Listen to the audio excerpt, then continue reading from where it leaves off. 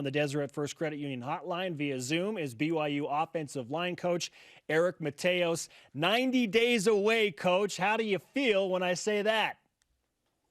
Didn't even have any clue on how many days there were. So I think you guys are going to be responsible for giving me the updates as we get closer. Spoken like a true coach. I love it. I love it. It's taking it one day at a time. Yes. I can't count quite that high. That's the problem. Coach, we appreciate you being with us. And I want to start our conversation with a bit of a serious matter, if you will. You've been very active on social media supporting hashtag Black Lives Matter and your desire for systemic change and abolishing racism. I know that it's a tough subject to broach, but you haven't shied away from that. Why is that? And what are you doing to try and spread the message even more? Yeah, well, a big reason on why I haven't been chosen to be shy is in 2016, when I was working at LSU, was the shooting of Alton Sterling in the summer of 2016, which led to many protests around the country, including in Baton Rouge, obviously. And being around our players at that time and seeing their pain and just, I remember we had a meeting when the Baton Rouge PD came and talked to our team, and just seeing the emotions involved on both sides of that kind of changed me forever. And it really changed my perspective on a lot of things about being silent, as coaches and especially people in the sports industry. A lot of times everybody wants everybody to just do their job.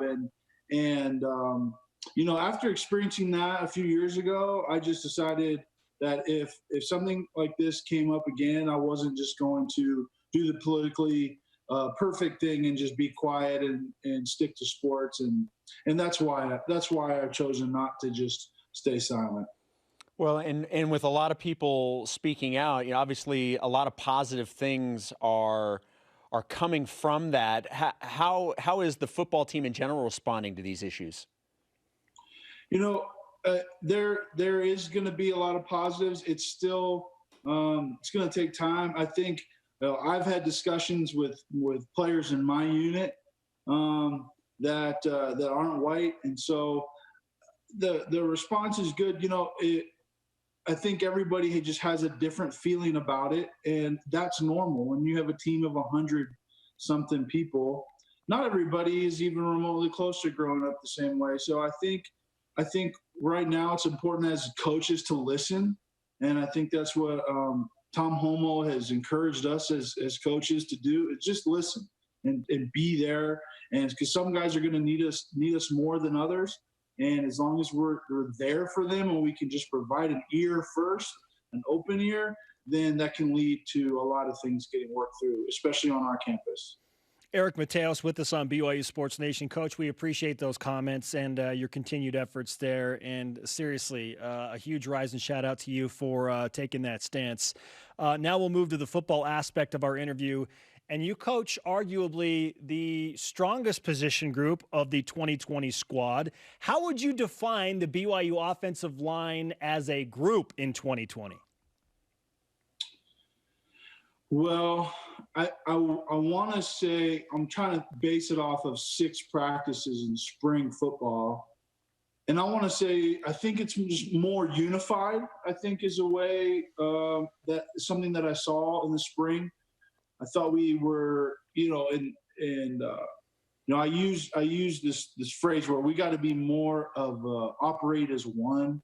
And I thought during the spring practices, that was something I saw us be physical as one.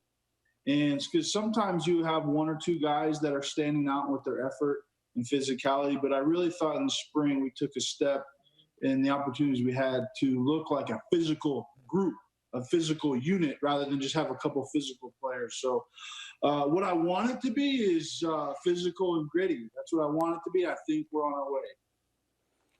James Impey, Brady Christensen, both guys receiving a lot of notoriety in the offseason, specifically from Pro Football Focus. Talk a little bit about those guys, your expectations for them, but also what makes them worthy of the accolades they're receiving. Well, so both guys, I'll just give the football answers. So Brady is a very high level pass blocker. Brady is, I think they graded him as one of the top 5 pass blocking tackles in the country, and he is. He's a very good pass blocker.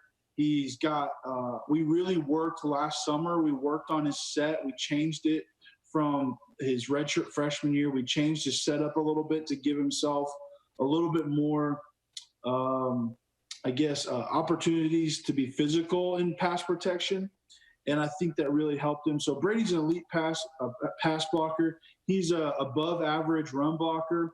I think for him to get to where he wants to be a first or second day pick, then he needs to become a good run blocker. He doesn't need to become great to be a draft pick, but he needs to become good. And he's really close to that.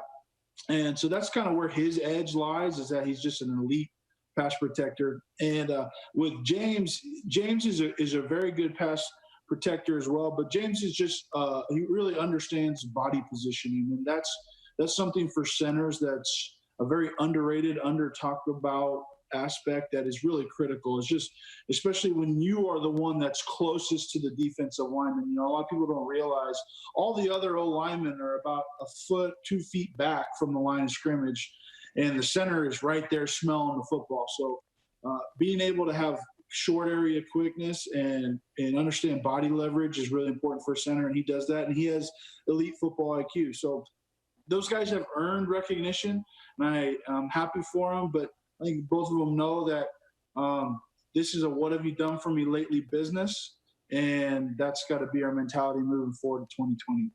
And that leads me to my next question, Coach. Eric Mateos, offensive line coach for BYU football, with us. Those guys don't seem like the type to let these type of numbers and accolades, if you will, go to their heads. Why are you confident that this group won't, quote unquote, drink the poison and be ready to go in 2020? Well, I just, to be blunt about it, I'm not going to let them drink it. It's just, here's the thing.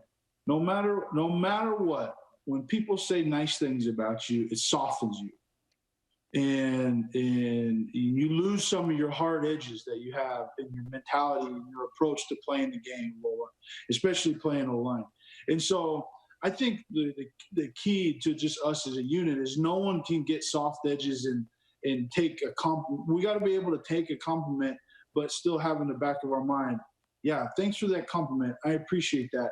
But I know about 5 things that I am not satisfied where I'm at in regards to those things. So I think as long as we maintain that edge, and I'm not going to let them have it. I mean, here's the thing that people don't realize is I might come across as being a little bit tough, when I talk about the guys, but there's no one that builds our guys up more than me and pumps them up full of sometimes false bravado in our meeting room. I mean, I'm all about building confidence in our meeting rooms and not tearing guys down, and that's our goal. But I'm going to be the one that gives them permission to feel confident. I don't want it to be, everybody's aunt's, sister's, brother's cousin that sends them a Facebook message about how awesome they are. So to me, that's kind of the point. Coach, who's the BYU offensive lineman that right now we're not talking about, but we will be by the end of the season? That's a great question. I would say just someone just based off of people not mentioning him very much, and having the ability to contribute to our team.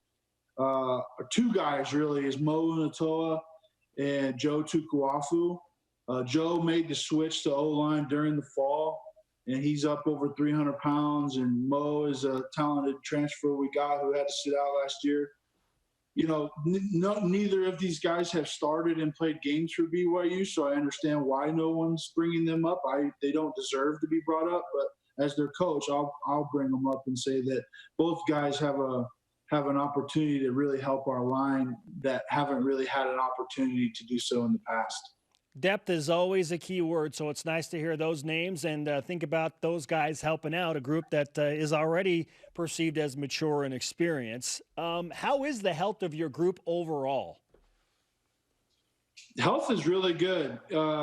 obviously last year was a catastrophe in a way as far as injuries go, but health is good. A couple guys had to get a couple things fixed in the off season, but going into training camp, we should be almost full strength. We might have one guy that won't be ready to go on day one of camp, and that's okay. Like you said, we do have some numbers there, and we also have some young guys coming home. We got some young guys that are joining us from their missions.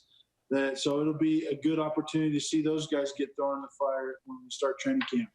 All right, I'm really excited to ask you about this last question here, and I'm sure you've seen this. The University of Maine put out a season schedule poster that featured an offensive lineman. He was reaching for the ball, and he had his big gut hanging out of his jersey. It was really fun. Yeah. Can BYU get in on this movement of the Piesman Trophy, guys? Is this something we can see? Well, I think when you talk about the Piesman Trophy, first off, it's probably the biggest honor in collegiate sports.